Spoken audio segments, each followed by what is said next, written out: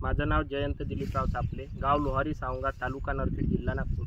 आमच्या येथे राष्ट्रीय नैसर्गिक शेती मिशनच्या अंतर्गत 125 शेतकऱ्यांची निवड करून त्यांच्यामार्फत एका गटाची स्थापना केली आणि गटाचे नाव समृद्ध शेतकरी गट असे ठरवून आम्ही नैसर्गिक शेती मिशनच्या अंतर्गत आता नैसर्गिक शेती करण्याकडे वाटचाल केलेली आहे।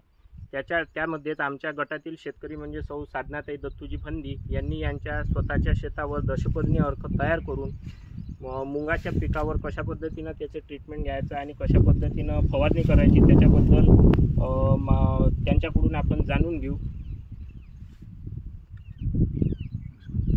नमस्कार, माझं नाव साधना दत्तूजी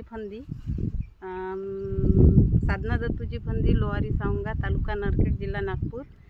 मी नैसर्गिक शेतीमध्ये काम करत आहे आणि हे दशपर्णी अर्क तयार करून या मूग पिकावर फवारणी केली आहे।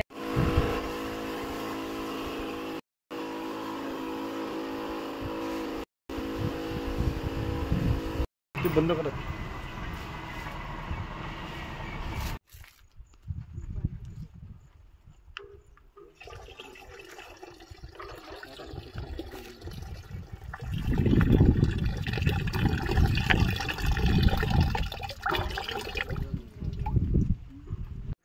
नमस्कार।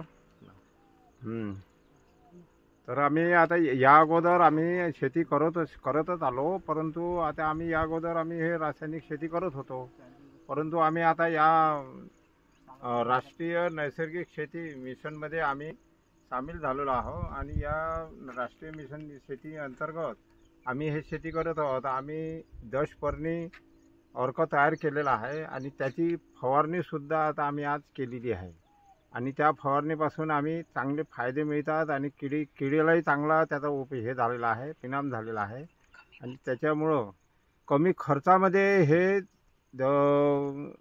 दशपर्णी अर्कामुळे खर्चही कमी होतो आणि शेतीला थोडंसं परवडण्यासारखं होतं। आणि नाहीतर आतापर्यंत आम्ही जे शेती करत होतो तर हे रासायनिक शेतीमध्ये खूप खर्चही येत होता आणि याच्यामध्ये कमी खर्च येतो। आणि मुळे मी मे महिन्यात जमा केले आहे आणि याचं पावडर करून मला माझ्या मिरची पिकाला तर शेतीत जे आहे त्याच्यात उपयोग करून किंवा अर्क तयार त्याच्यामध्ये थोडंसं पावडर मिसळून याची फवारणी करून हे नैसर्गिक पिकासाठी तयार करण्यासाठी या निंबोळ्या जमा केल्या आहे।